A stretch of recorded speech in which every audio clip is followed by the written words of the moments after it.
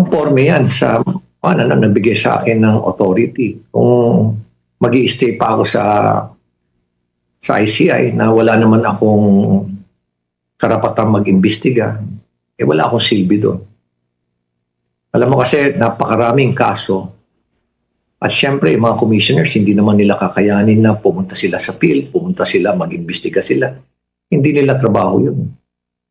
Ang trabaho nila yung to see to it that they get to the bottom of these anomalies, tapos kung sila i-consolidate yung mga cases, mag-file ng cases, determine nila kung sino yung mga responsible dito. At the same time, gumawa sila ng mga recommendations, ano yung mga dapat gawin, ano yung mga transparency or accountability initiatives or mechanisms na dapat i-adapt na ng gobyerno para mapigilan nato kaya ma-address ito. Yun ang trabaho ng ICI.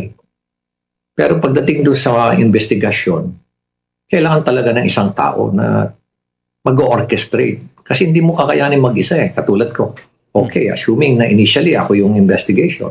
Pero hindi ko kayanin mag-isa dahil libo yan At ang lalayo, mga lugar. Kailangan i-orchestrate ko yung mga iba't ibang mga ahensya, gamitin ko yung mga iba't ibang ahensya. Ang dami pwedeng itap Sort of force multipliers para talagang malagyan natin, masolusyonan natin, maimbestigahan natin lahat. Pero kung nawalan naman ako ng ganong authority, bakit pa ako mag-i-stay doon? Kaya naisip ko, mag-resign na lang ako.